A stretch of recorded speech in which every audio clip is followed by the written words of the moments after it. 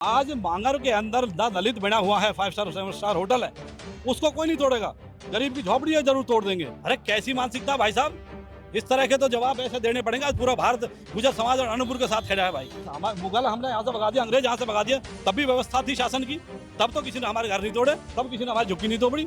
लेकिन बीजेपी सरकार ऐसा क्या कर रही है, इनको क्या दिखाई दे रहा? बड़े दिन हो गए बहन जी को देखे हुए, कहाँ गए हैं आजकल? लोग ये कहते हैं कि ईडी सीबीआई के डर से छुपा के बैठा दिए मोदी साहब ने, ऐसा कुछ है? नाम बताएं पहले अपना। सरपंच विजय खटाना, प्रदेश सचिव बहुजन समाज पार्टी हरियाणा, पूर्व लोकसभा प्रत्याशी बसपा गुरुग्राम जी। भाजपा वालों को भी बुला लिया होता, मुझे अखिलेश की पार्टी दिख गई, मुझे आपकी पार्टी दिख गई, भाजपा वाले कहाँ हैं? वो क्यों नहीं आ रहे समर्थन में? भैया अगर वो समर्थन में आते तो आज हमें ये दिन देखना थोड़ी पड़ता। आज जो पूरे भारतवर्ष से सर समाज के लोग इकट्ठा हुए हैं अनंतपुर को बचाने के लिए, अगर उनकी नीयत साफ होती तो आज ये दिन नहीं देखना पड़ता भाई साहब। कृष्णपाल गुर्जर की नीयत पर सवाल उठा रहे हैं आप? बस सवाल उठाना लाजमी है। कृष्णपाल गुर्जर को इस क्षेत्र ने इतना प्यार दिया है, मान्य हमारे सांसद हैं, 3 में लगातार सांसद बने हैं। अरे यार हमारे घर में ही आकर के मशीन चले, हमारे घर में तोड़े। सरकार को प्रतिनिधि की क्या जिम्मेदारी होती है? रोटी कपड़ा और मकान, शिक्षा स्वास्थ्य रोजगार फ्री ऑफ कॉस्ट देने के लोगों को। हमारे जो आवाज़ जो हमारे पुरखों ने बढ़ाया, हम 1500 साल पुराना ये गांव है और हमारे घर तोड़े जा रहे हैं, तो फिर ये किस तरह की सरकार है भाई? ये लुटेरों की सरकार है। हमारे बुजुर्ग बड़े बुजुर्ग कहेंगे कि ये बीजेपी जो सरकार है सरमाएदारों की पार्टी है, ये पूंजीपतियों की पार्टी है। ये इस शासन में, इस सरकार में जिसके पास धन है, जिसके पास पैसा है, उसका पैसा बढ़ा है। गरीब को निचोड़ कर रख दिया। ना गरीब की पार्टी, ना मजदूर की पार्टी, कि ना दलित, किसी भी तरह का जो कमजोर वर्ग है ना भारत देश में, उसकी एक पार्टी बिल्कुल कतई नहीं है। ये सिर्फ ढोंग बिखेर करके, हिंदू मुस्लिम करके, जात पात करके और मंदिर मस्जिद करके हमारे भोले भाले लोगों का वोट लूट लेती है। उसके बाद फिर लोगों को ये हाल देखने पड़ते हैं। आप देख लीजिए कितनी बुरी हालत है।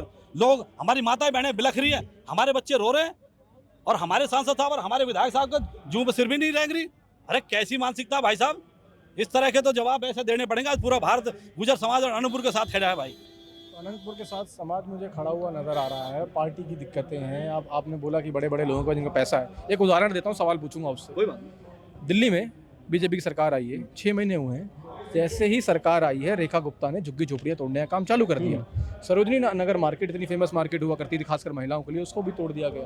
अब उधर के लोग, जब मैं झुग्गी झोपड़ी वालों से बात करता हूँ, और अनंतपुर वाला मुद्दा भी शुरू हो गया, उन्होंने ये कहा कि हम गरीब हैं तो हमारे लिए कोई ऐसी महापंचायत नहीं करवाएगा, हमारे लिए कोई सभा नहीं कर पाएगा। ये लोग रसूखदार लोग हैं तो अपनी बातें मनवा ले जाएंगे। ऐसा कुछ है क्या? देखिए, आज गरीब का कोई हितैषी नहीं है। आपका सवाल बिल्कुल वाजिब है। लेकिन अगर कुछ लोग खड़े हो जाएं वहां जाकर के, जिस तरह से दिल्ली के अंदर ये त्राहिमाम मचा है यार, ये बीजेपी सरकार अभी तो आई, इससे पहले तो देश बहुत पुराना है हमारा, इससे पहले भी सुप्रीम कोर्ट रही है। मुगल हमने यहाँ से भगा दिया, अंग्रेज यहाँ से भगा दिया, तब भी व्यवस्था थी शासन की, तब तो किसी ने हमारे घर नहीं तोड़े, तब किसी ने हमारी झुग्गी नहीं तोड़ी। लेकिन बीजेपी सरकार ऐसा क्या कर रही है, इनको क्या दिखाई दे रहा? इनको ये भाई साहब बिल्डर लॉबी के लोग हैं, ये बिल्डरों को आने पाने दांव में इस जमीन को कब्जा करके उनको दे देंगे। यहाँ गरीब मरो, किसान मरो, इनकी आफत से इनको कोई लेना देना नहीं है। और मैं समझता हूँ आज जो अनंतपुर की ऐतिहासिक भूमि पर ये पूरे भारतवर्ष के जो लोग, सर समाज के लोग इकट्ठा हुए हैं, ये मैं समझता हूँ बीजेपी की उसके ताबूत के अंदर आखिरी कील साबित होएगा, जिस तरह से इन्होंने काम कर रखे हैं। एक और सवाल पूछता हूँ आपसे। अच्छा बोल रहे हैं आप।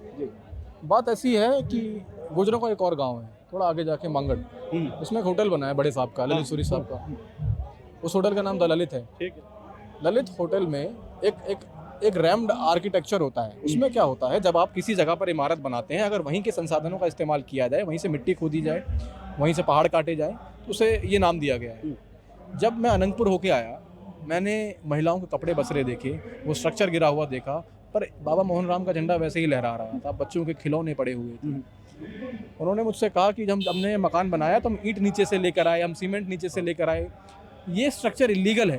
जबकि ललित होटल वाला स्ट्रक्चर जिन्होंने कि पूरा पहाड़ काट दिया रावली का, वो लीगल कैसे हो सकता है? तो क्या हम अपने न्यायालयों पे, कोर्ट्स पर भरोसा कर सकते हैं इन चीज़ों को लेकर? देखिए भाई साहब, मैंने आपको पहले बताया कि ये बीजेपी की जो व्यवस्था है ना शासन की, ये टोटली पूंजीवादी है। गरीब किसान से इसका कोई लेना देना नहीं है। आज मांगर के अंदर दलित बना हुआ है, 5 स्टार 7 स्टार होटल है, उसको कोई नहीं तोड़ेगा। गरीब की झोपड़ी है जरूर तोड़ देंगे। मांगर गांव हमारा बहुत पुराना गांव है। अरे गुजर सदा से लड़ाकू कौम रही है। इन्होंने मुगलों को भगाया, इन्होंने अंग्रेजों को भगाया, तो इन्होंने किसी के साथ स्वाभिमान का समझौता नहीं करा, इसलिए तो जमुना किनारे बसे, जब पहाड़ों में बसे। तो मुझे बहुत खुशी है। इस सरकार कोर्ट कैसे काम करती है, सरकार के पीछे काम करती है, सरकार उसको निर्देश देती है, सरकार लिख कर देती है कि इसको ऐसे गलत, इसमें जो डॉक्यूमेंट्स दिए हैं अनंतपुर में, ये गलत डॉक्यूमेंट पेश करे हैं। और यहाँ पर इस सरकार की साजिश है इन आशियानों को उजाड़ने की, जबकि सरकार को तो आशियान बसाने चाहिए। बांग्लादेश से आ जाओ, पाकिस्तान से आ जाओ, उनको तो बसा देंगे, लेकिन हमारे अपने देश के जो लोग हैं उनको उजाड़ रहे हैं, उनको यहाँ भगा रहे हैं। ये कैसा देश है भाई? इस बीजेपी सरकार ने इस देश का बेड़ा गर्क कर दिया। यदि इस देश का, मैं समझता हूँ, बैकवर्ड समाज नहीं जाएगा, ये बैकवर्ड हो रहा है, बैकवर्ड को पता ही नहीं कुछ भी। अगर ये बैकवर्ड नहीं जाएगा ना, इस देश का बंटाधार तय है भाई, सच बता रहा हूँ।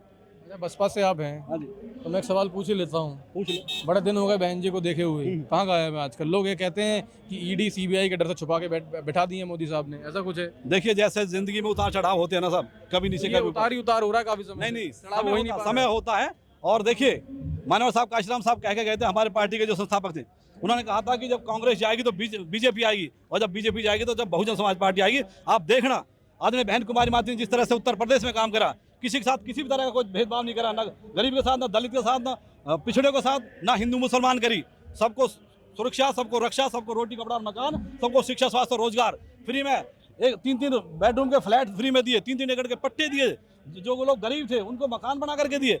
तो वो है शासन, वो है पद्धति। आज जो विपक्ष के लोग भी आदमी बहन कुमारी माती की शासन व्यवस्था की प्रशंसा करते दबे हूँ। 27 में हाथी आ रहा है। बिल्कुल हाथ चिंगाड़ के आ रहा भाई। वो कहते हैं कि इन्हीं सब चीज़ों को देख के कि लोगों के दुख दर्द पर ये लोग राजनीतिक रोटियां सेकते हैं विपक्ष के लोग। देखिए, जिस तरह से आज ये अनंतपुर के और पूरे प्रदेश में ये हालात है, देश से, पूरे देश से लोग आए हैं, तो ये क्या संदेश है? ये संदेश यही है, क्योंकि बीएसपी एक मानवतावादी पार्टी है।